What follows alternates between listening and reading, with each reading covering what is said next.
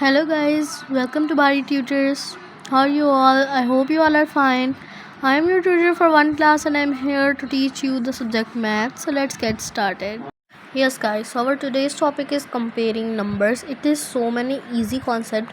अगर तो आपको पिछले टॉपिक्स क्लियर हैं तो आप ये वाला टॉपिक बहुत ही इजीली जो है वो अपना कम्प्लीटली देख सकते हैं और इसको अंडरस्टैंड कर सकते हैं। सो अब जिस तरह यहाँ पे मैंने ये वाली एग्जांपल बुक से ली हुई है और ये इसका पहला पार्ट बुक से, दूसरा इसका 26 का था लेकिन मैंने 32 बना लिया।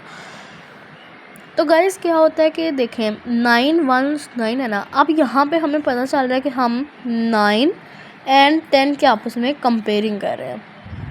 कंपेयर करना क्या होता है? 2 3 या 4 लोगों में कंपेयरिंग करना कि अगर हमारे पास 4 हैं तो हम इनकी कंपेयर करते हैं 2 और 2 को। सही है, इन्हें हम कंपेयर करते हैं जिसमें से ये 2 टीम्स बन गई हैं। इसमें से इस टीम वाले के 23 पॉइंट्स बन गए हैं। सही है, और जो दूसरी टीम है ना उसके बने हैं 24 पॉइंट्स। तो ये हम उसकी कंपेयरिंग कर रहे हैं। सही है, इसके पॉइंट्स और इसके पॉइंट्स को देखते हुए हम इनकी पोजीशन बताएंगे, हम बताएंगे कि कौन जीता है या वगैरह वगैरह। तो हमें पता चल रहा है कि यहाँ 24 पॉइंट्स हैं और यहाँ 23। तो एक सोचने वाली बात है कि कौन सा नंबर ज़्यादा बड़ा है। आप काउंटिंग में देखें तो 23 के बाद 24 आता है ना, या 24 के बाद 23 आता है? नो, पहले आता है 23 एंड देन 24। सो हमारी जो सेकेंड टीम थी वो इसमें विन कर रही।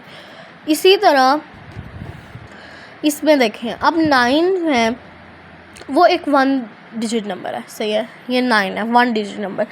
अब हम अगर 1 और 2 को आपस में कंपेयर करें तो हमें पता है कि 2 इज़ द लार्जेस्ट। तो यही बात है कि 1s में जो है वो 1 डिजिट नंबर होता है और 10s में जो है वो 2 डिजिट नंबर होता है। तो इसी को देखते हुए अगर हम और दूसरा हम अगर काउंटिंग में भी देखें ना तो 9 के बाद 10 आता है। तो इसलिए हमें पता चल रहा है कि 10 ही बड़ा है। 10 की वजह से और 2 डिजिट नंबर की वजह से हमारे पास 10 बड़ा नंबर बनता है फ्रॉम द 9। इसी तरह दूसरी एग्जांपल में देख लें कि मैंने आपको बताया था कि जब हम इस तरह लिखते हैं ना 24 32 इस तरीके से, तो ये हमारा मोस्ट राइट साइड पे 1s होता है एंड लेफ़्ट साइड पे हमारा 10s होता है। तो इस तरह अब हमें पता है, हम अगर इस तरह भी लगा के रफ पे देख लें तो हमें पता चल जाएगा कि 1s में 4 है और 10s में 2 है। यहाँ 10s में 3 है और 1s में 2 है।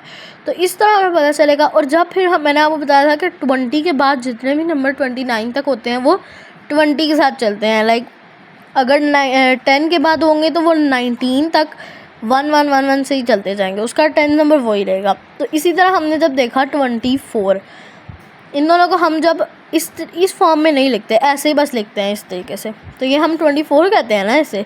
तो ये हमारे पास 24 आता है और 3 10s एंड 2 1s अगर हम देखें तो वो हमारे पास फिर क्या बन जाएगा 32। तो ये हमारे पास 32 बना है। अब इन दोनों की हमने कंपेयरिंग करनी है, 24 और 32 की कंपेयरिंग करनी है। अगर हम देखें 1s में तो 1s में 4 बड़ा है, लेकिन अगर हम 10s में देखें तो 10s में 3 बड़ा है। बट अगर हम इन्हें कंबाइन करके देखें तो हमारे पास जो वर्ड बड़ा आता है वो बनता है 32। और अगर हम काउंटिंग में भी देखें तो हमारे पास 32, क्योंकि 24 के बाद 32 आता है ना, 2 पहले आता है या 3 पहले आता है, ये चीज़ भी देखनी है आपने। तो इसी चीज़ को देखते हुए हमें पता चलता है कि कौन सा हमारे पास जो है वो बड़ा नंबर है। और होप से आपको कंपेयरिंग नंबर्स की समझ ज़रूर आई होगी।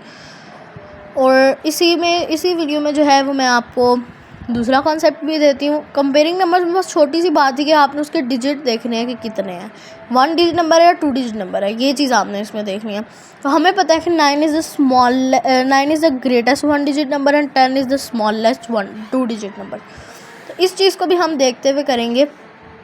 फिर भी हमारे पास बड़ा काउंटिंग में 10 आता है, इसलिए हमारा आंसर 10 नहीं आएगा कंपेयरिंग में, यहाँ 32 ही आएगा। और अगर मैं आपने कमेंट बॉक्स में मुझे इसका आंसर बताना है कि 25, ये डैश का मैं आपको इसलिए लगा रही हूँ कि आप किसकी तरफ क्रोकोडाइल का फेस खोलते हैं, 25 बड़ा है या 19 बड़ा है।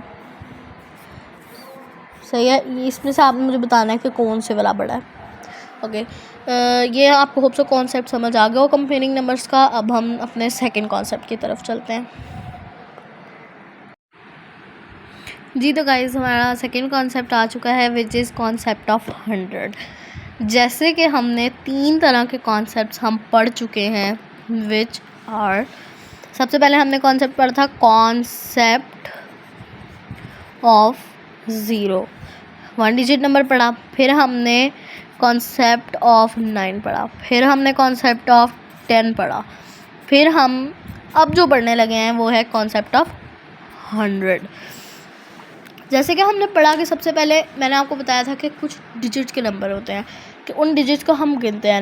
9 is the 1 digit number, 10 is the 2 digit number and 100 is the 3 digit number. अभी तक का ग्रेटेस्ट नंबर तो हमारे पास 100 बनता है पर, और स्मॉलेस्ट 9 बन रहा है, पर हम इनके डिजिट वाइज इनके नंबर्स देखते हैं कि कौन सा बड़ा है।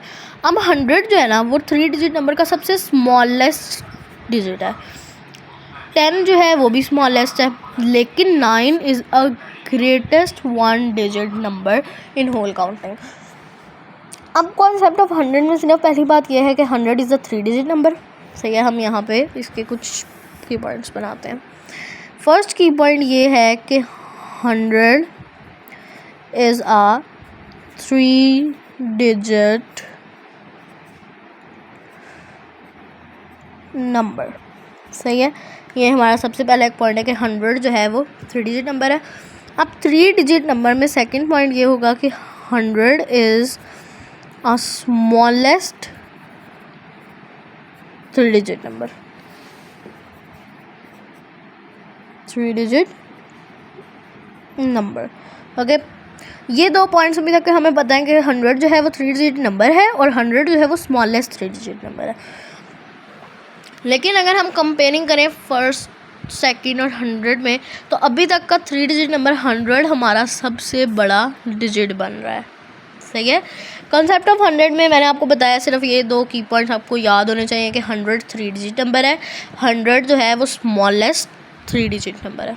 Okay, this is the main 2 की पॉइंट्स ऑफ कॉन्सेप्ट ऑफ 100। सही है, बस यही कॉन्सेप्ट आपको पता होना चाहिए कि जिस तरह मेन कॉन्सेप्ट मैंने आपको 0 का भी दिया था कि वो होल होता है उसके, कि ये हाँ मैंने लाइंस फिल की हुई हैं, पर अगर हम यहाँ जाएं तो यहाँ पे बिल्कुल भी लाइंस नहीं हैं, तो मीन्स के ये 0 है और इसको हम गिन सकते हैं कि 1 2 3 4 लाइंस में मैंने लिखे हुए हैं लफ्ज़।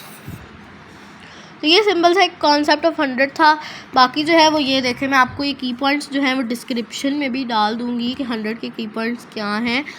ये वाले हैं, 100 is a 3 digit number and 100 is a smallest 3 digit number.